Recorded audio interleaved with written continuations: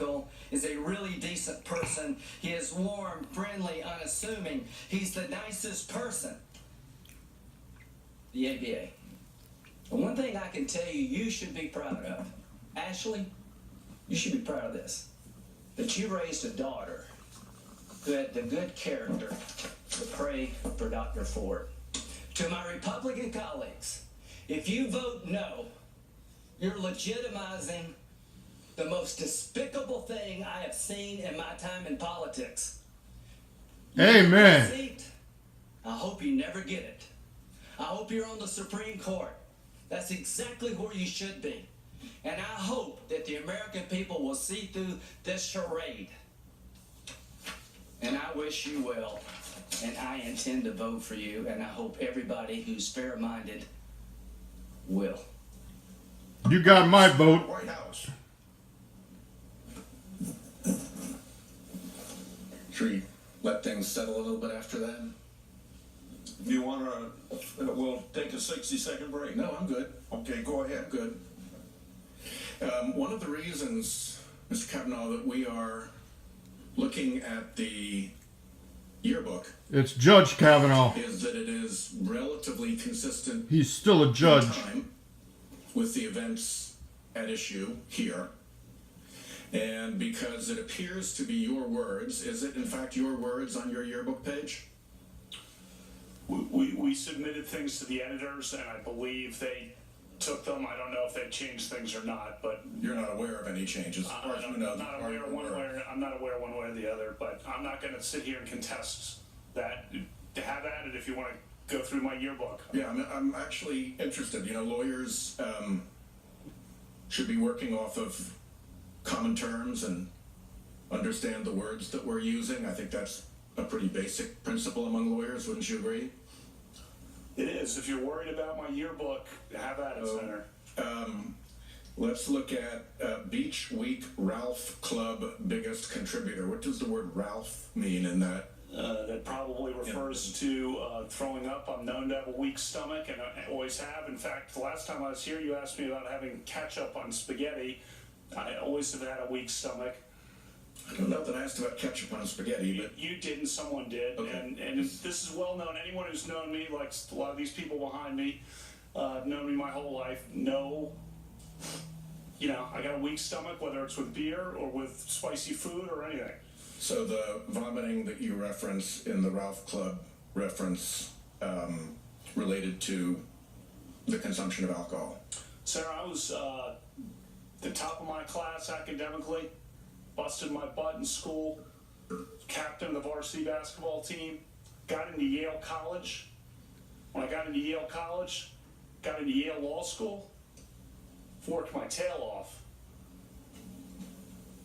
And did the word Ralph you used in I your already yearbook said, I already answered the question. alcohol? If you're, You don't like alcohol? I like You beer. haven't answered that. I like beer. I don't know if you Okay. like beer, Senator, or not. What do you like to drink? Next one is, Senator, what do you like to drink? Judge, have you, I don't know if it's buffed or boofed, how do you pronounce that? That refers to flatulence. We were 16. Okay. And so when your friend Mark Judge said put the same thing in his yearbook page back to you, he had the same meaning. It was flatulence. I don't know what he did, but that's my recollection. When we talk about flatulence at age 16 on the yearbook page, I'm game. You mentioned, I think, the Renata, I don't know how you pronounce that. That's a proper name of an individual, you know? Renata? Renata? It's spelled with an E at the end, R-E-N-A-T-E, is that? Correct. Okay. And then after that is the word alumnius. What does the word alumnius mean in that context? I explained that in my opening statement. She was a great friend of ours. A bunch of us went to dances with her. She hung out with us as a group. The media circus that has been generated by this thought it reported that it referred to sex. It did not. Never had any, as she herself said on the record, any kind of sexual interaction with her. And I'm sorry how that's been misinterpreted, and sorry about that, as I explained in my opening statement, because she's a good person.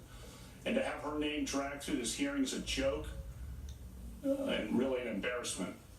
Devil's Triangle? drinking game. How's it played?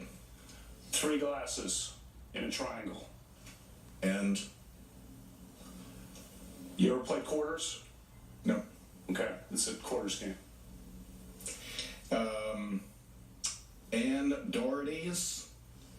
As you can tell from my calendar, she had a party on the 4th of July in the beach in Delaware. And there are like 1, 2, 3, 4, 5, 6, 7 F's in front of the 4th of July. What does that signify, if anything? One of our friends, Squee, when he said the F word, starting at a young age, had kind of a wind up to the F word. Kind of a, and then the word would come out. And when we were 15, we thought that was funny, and it became an inside joke for how he would say, and I won't repeat it here, for the F word. Referring to Georgetown versus Louisville and You want any more on the F's? no, Orioles versus Red Sox. In both, you respond, who won anyway, or who won that game anyway? Should we draw any conclusion that a loss of recollection associated with alcohol was involved in you not knowing who won the games that you attended? No. First of all, the Georgetown Louisville was watching it on TV, a party, and That's not inconsistent with drinking and not remembering what happened. I'm aware. And the point of both was we, in essence, were having a party and didn't pay attention to the game, even though the game was the excuse we had for getting together. I think that's very common. I don't know if you've been to a Super Bowl party, for example, Senator, and not paid attention to the game and just hung out with your friends. I don't know if you've done that or not, but that's what we were referring to in those 2 occasions. Senator Corner. Judge, I can't think of a more embarrassing scandal for the United States Senate since the McCarthy hearings. When the comment was about the cruelty of the process toward the people involved. And the question was asked, have you no sense of decency? And I'm afraid we've lost that, at least for the time being. Do you understand you've been accused of multiple crimes? I'm painfully aware for my family and me to read about this. And Breathless reporting. of course, the sexual assault that Dr. Ford claims that you denied, then the claims of Ms. Ramirez that not even the New York Times would report because it couldn't corroborate it, and then Stormy Daniels' lawyer released a bombshell accusing you of gang rape. All of those are crimes, are they not? They are, and I'm never going to get my reputation back. My life is totally and permanently altered. Well, Judge, don't give up. I'm not giving up. The American people are listening to this. Yes, we and are. They will make their decision, and I think you'll come out on the right side of that. Well, I will always be a good person and try to be a good judge, whatever happens. But This is not a job interview. You've been accused of a crime. If you have lied to the committee and the investigators, that is a crime in and of itself, correct? that is correct. So in order to vote against your nomination, we would have to conclude that you are a serial liar. Yeah. And you have exposed yourself to legal jeopardy in your interaction with this committee and the investigators. Isn't that correct? That's my understanding. You talked in your interview with Martha McCollum the other night about a fair process. Some of my colleagues across the aisle say, well, the burden is not on the accuser because this is a job interview, the burden is on you, but you said you weren't there and it didn't happen. It's impossible for you to prove a negative. So I would just suggest that you have been accused of a crime and that a fair process under the United States Constitution and our notion of fair play means that the people who make an accusation against you have to come forward with some evidence. Isn't that part of a fair process? Yes, sir, Senator. And part of that means that if you're going to make an allegation, there needs to be corroboration. In other words, you're not guilty because somebody makes an accusation against you in this country. We're not a police state. We don't give the government that kind of power. We insist that those charges be proven by competent evidence. And I know we're not in a court. I've told my colleagues if we were in court, half of them would be in contempt of court. But you have been accused of a crime. And I believe fundamental notions of fair play and justice in our constitutional system require that if somebody's going to make that accusation against you, then they need to come forward with some corroboration, not just allegations.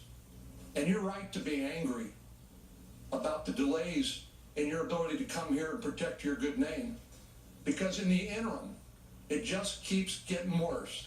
It's not Dr. Ford.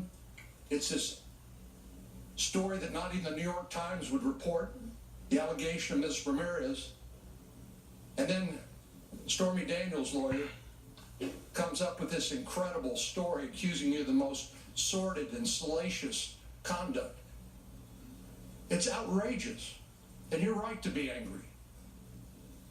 But this is your chance to tell your story, and I hope you have a chance to tell us everything you want to tell us, but the burden is not on you to disprove the allegations made. The burden under our system, when you accuse somebody of criminal conduct, is on the person making the accusation. Now, I understand this isn't a trial, like I said, but I just wanted to make sure that we understood.